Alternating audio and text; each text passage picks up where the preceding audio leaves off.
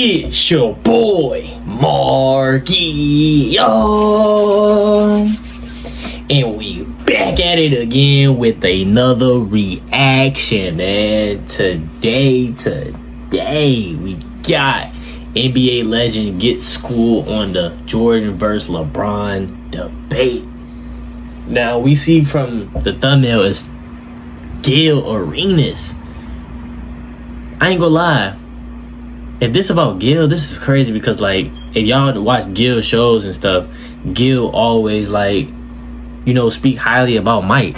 You know what I'm saying? So I wonder what this video really about, because Gil, when he was having a debate I seen on TikTok with like Nick Young and them, he said Kobe never seen 85 to 91 Jordan. That was a different breed. And I'm thinking, like, yeah, well, Mike, that was like Mike was just like athletic, like he was dunking on everybody. He was just fast, quick, like he was just getting buckets. He said Kobe don't know that Jordan. The Jordan he know is the post up shimmy. And I'm like, dang.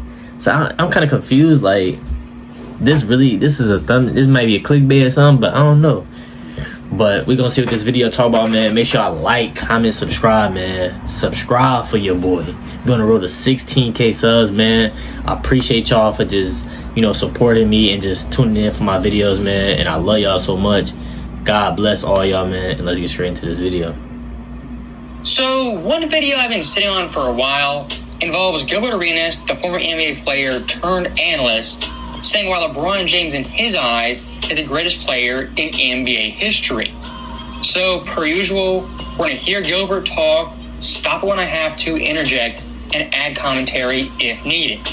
So, with that being said, let's roll our first clip. I feel LeBron is the GOAT is because during pressure times, he still makes the actual right decision versus this what us fans and the public want him to do. You know, and that's what separates, you know, him from Jordan and Kobe, where if you give Jordan and Kobe those Cavs teams, they wouldn't have made the playoff. They wouldn't have made it to the championship because Jordan would have just averaged 60 and said, the hell with it.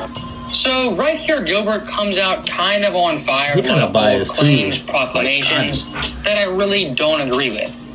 His first one being that Jordan, Kobe, if they had LeBron's teams in 07, 2018, them on those rosters wouldn't make the playoffs in LeBron's East. Now, of course, a hypothetical argument, you can't really prove it 100%. But looking at Kobe's career, I think his 06 cast and what he did with them is pretty clear proof in LeBron's East. At bare minimum, he'd been a playoff team. As an 06 Kobe, averaged 35.4 points, one of the highest marks in NBA history, and looking at his supporting cast, had no team above 15 points. Crazy. Had a top 10 you said offense Mike couldn't do it? And a defense that ranked 15. And past Lamar Odom, his only semi-star teammate, you had Smush Parker, Chris Mim, Kwame Brown, and Devin Cook. That team right there is far from a juggernaut. But with Kobe carrying them in a very tough Western Conference, they won 45 games. And speaking of that tough West, the 06 West, the barrier of entry to make the playoffs was 44 wins.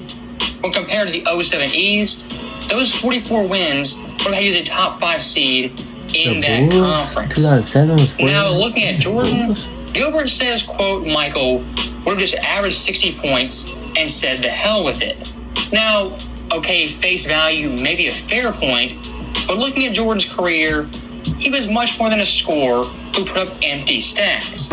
As looking at 88 Jordan, his Bulls team won 50 games with a dog water supporting cast. And Jordan that year for Chicago led them in scoring, assists, steals, blocks, won the MVP and the Defensive Player of the Year. And looking at his top 5 teammates come playoff time, this was Jordan's supporting cast. Sam Vincent, a journeyman point guard, Charles Oakley, only 24 years old, Horace Grant, a rookie, Scottie Pippen, also a rookie, half the time, and then Dave Corzine, who was 31, pushing 50. And I don't want to deep dive too much in this video, but if you look at 89 Jordan, he averaged 32.5 points, 8 boards and 8 assists and 2.9 steals. The overall notion this guy was just some score-first player who is score, and now his only focus is complete bogus. And that 89 Bulls team, where Jordan was their best passer and scorer, they made it all the way to the Eastern Conference Finals with a mediocre supporting cast. What really made me fall in love with LeBron's play was, we're in the playoffs, it was game 5. He was playing decoy, and we thinking our game plan is shutting him down. And then he looks over at the bench and then gives them the nod. And the nod ended up subbing Ilgauskas out. We subbed out Brendan Haywood. And when Brendan Haywood subbed out, LeBron James attacked that basket. He decoyed to give everybody else a chance to get involved into the game before he took over. And I just thought that was just like special, because as soon as I got on the court, I didn't care who was on the court, I'm chucking. So stopping it right there, Gilbert's point right here is 100% valid and accurate. As in LeBron's career numerous times, we've seen him play the quote-unquote decoy role in playoff games. It's when he comes up passive in the opening quarters, let his teammates get involved, get flowing, and the second half and the fourth quarter really does take over. Now, with that being true, being accurate, I don't think this point for LeBron James is really that unique.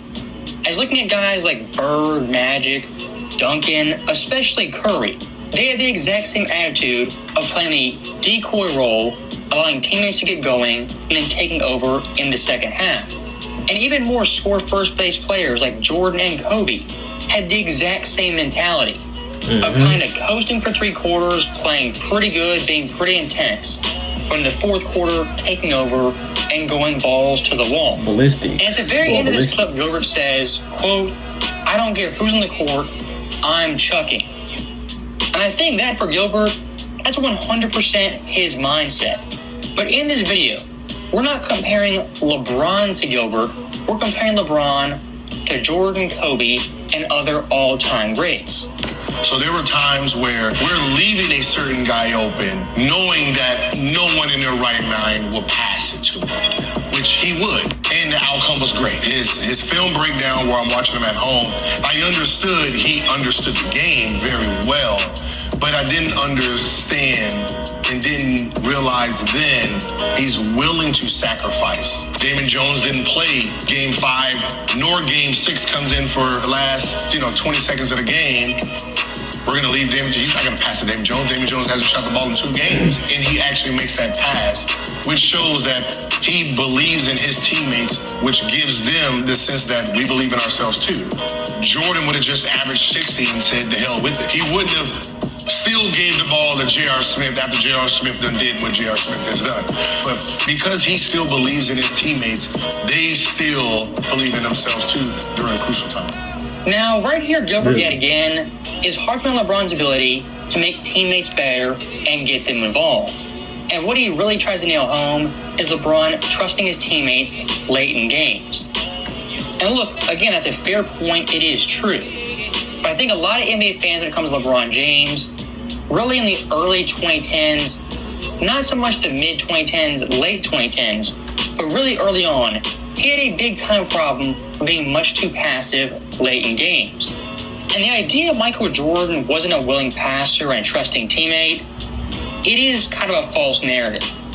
I mean, look at his first championship in 91. Game 5 in LA. And main reason they won that game, won that series, was MJ passing out double teams to shooters like Paxton. And most famously in 97, Jordan passing to Steve Kerr to seal another championship.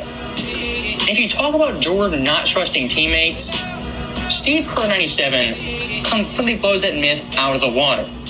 As before Game 6 in Chicago, Kerr for the series was averaging 3.4 points, 30% shooting, 21% from 3, and had missed his last 7 3-pointers. Michael Jordan in Game 6 on the biggest stage trusted that guy to shoot the last shot.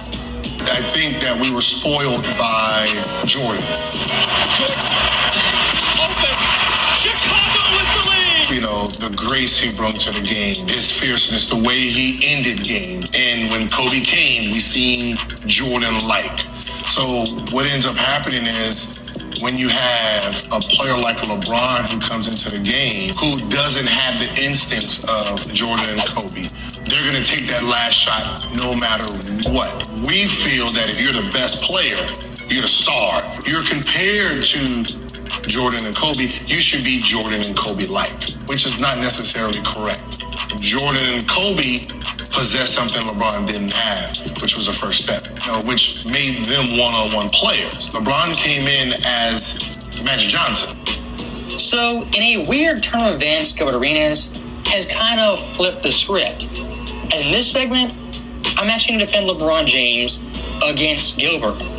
As Gilbert said, quote, LeBron didn't have the instincts of a Jordan and a Kobe. Don't agree. Secondly, said LeBron James, quote, doesn't have a first step. That right there, that's pretty mind-blowing. Saying LeBron James, the athletic freak that he was, his first step in his prime, it was almost his go-to move. And before he had a nice jump shot, him having that first step being explosive, that was really all he did. All he did. 1-2, make your move, maybe a jab step, get to the paint, dunk, or dish it off. For a long time, especially in Cleveland, that first stint, that was LeBron's go-to move, having a quick step. And speaking of instincts, whatever you want to call them, killer mentality, clutch mentality, we've seen LeBron James numerous times rise to the occasion at Jordan and Kobe type levels. Early in his career in Game 5 in Detroit, 07, the 48-point special. 09 versus the Magic in Game 2, his first of many buzzer beaters. Game 6, 2012 versus Boston in the Garden. People don't remember stuff like this, though, because he's not that clutch. Game 6, the 2013 finals in the fourth quarter, absolutely taking over. And then Game 7, again in Miami, having 37 points and the dagger shot. And of course, the 2016 finals, Games 5 through 7, killer mentality every single game. And probably the creme de la creme of LeBron James being a clutch time player, the 2018 playoffs versus the Eastern Conference, as he had numerous buzzer beaters, 2018 big was game a beast, sevens, and dagger shots throughout that run. Okay, I give him that. When a guy like that has a solid decade resume of big time clutch shots, it really is unfair to say that guy doesn't have the quote unquote instinct of a Kobe or a Jordan. Meaning, you just don't know how to use it like that. As someone who loved Michael Jordan and Kobe, we get mad and we want to knock him because he's using his vision when we allowed him to use their one-on-one skill to finich plays. It's unfair to say you can use your one-on-one skills, but you can't use your gift. You can't use your vision. You can't see the open man. You're supposed to chuck the shot up, and if it goes in, we're going to cheer you on. If you miss it, we're going to say, he don't have it. So this right here was the last clip, and I just gotta say, it was the most laughable clip of the entire video. As who in the right mind said LeBron James can't use his passing vision and make the right plays and take 35 shots every single game? Who's actually saying that? Right. And ironically enough, at the end of this clip, whoever the editor is made a crucial mistake, as they put up a graphic of the 2011 finals and an article from that series. That is quite possibly the worst graphic you could have to support Gilbert's point. As in 2011 LeBron James, his problem wasn't shooting too much, it was the complete opposite of not being as aggressive and not shooting when he had to. If there's any series with LeBron James needed the shoot-first mentality, that series was it. And using that graphic undercuts Gilbert's entire point. So that right there is the end of the video. As always, thank you guys for watching. Hope you enjoyed it. I'll see you next time. First and foremost, man, y'all gotta chill on Mike, man. I'm talking about passing this and passing that. When they really needed Mike to be a point guard, Mike became a point guard. Even though he a shooting guard, he's a first scoring. He a first scorer. That's what he do. He scores the basketball. That's what people come to the game to see. To be realistic, people really come to the game. People like, I want to just... No, people really want to see buckets. They want to see who the best player on the court. And Michael Jordan became the best You know what I'm saying? He can do everything on the floor. If you need him to get 10 assists, he gonna give you 10 assists. If you need him to give you 30, he gonna give you 30 and 10 and 10 if he have to. But his talent, his skill, his will is winning, but scoring he's a shooting guard. He don't have to pass the ball for real. He need a point guard to give him the ball, to get him to go to work. LeBron is a small forward, so LeBron is technically a point guard. You know what I'm saying? A point forward. You know what I'm saying? So that's his gift. Passing, driving, 1-2 dunk. Mike is, come here, money, come here, money, come here, money, Kobe, come here, money, come here, money. That's their game. That's their game. And you gotta respect that. That's what Mike came in the league doing, scoring. But when they told him, oh yeah, we need you as a point guard, he gonna be that point guard. He always willing to take that role, and he never gonna disappoint. Facts. And then Gil said, like, y'all can't be mad. Like, he gets his team involved. His teammates trust in him. Okay, that's good. But if you a superstar, you the biggest star in the world, you should be the one that's taking that shot. Majority of the time he's scared to take that shot, or he just don't hit that shot. He don't work on his shots, his game-winning bags. He don't have a game-winning bag.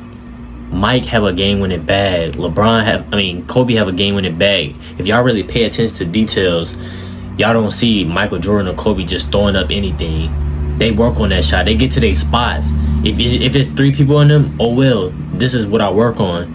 Y'all not there right now. This going all net. Y'all see Mike 1-2 pull up or drive dip.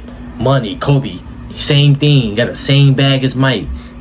Dip. You know what I'm saying? LeBron, he trying to really attack you, and there's so many people collapsing. You don't even know. That's when he can kick out. Okay, that's nice, but like, these people are bailing you out. Michael Jordan got used to, like, all right, I've been hitting game winners. I'm a real scoring machine. Let me believe in my teammates, man. Let me pass it to John Paxson. Let me pass it to Steve Kerr. You know what I'm saying? People already knew Michael Jordan was on that level of just give him the ball and get out the way. But he got smarter when he got older and was like, okay, people gonna collapse on me. I gotta trust my teammates and see how they gonna fulfill in this moment. He throw them out, and greatness right there. Greatness, man. The man to GOAT, man. I don't know what to say after that, man. You know what I'm saying? But y'all let me know in the comments down below how y'all feel about that, man. How y'all feel about what Gil said.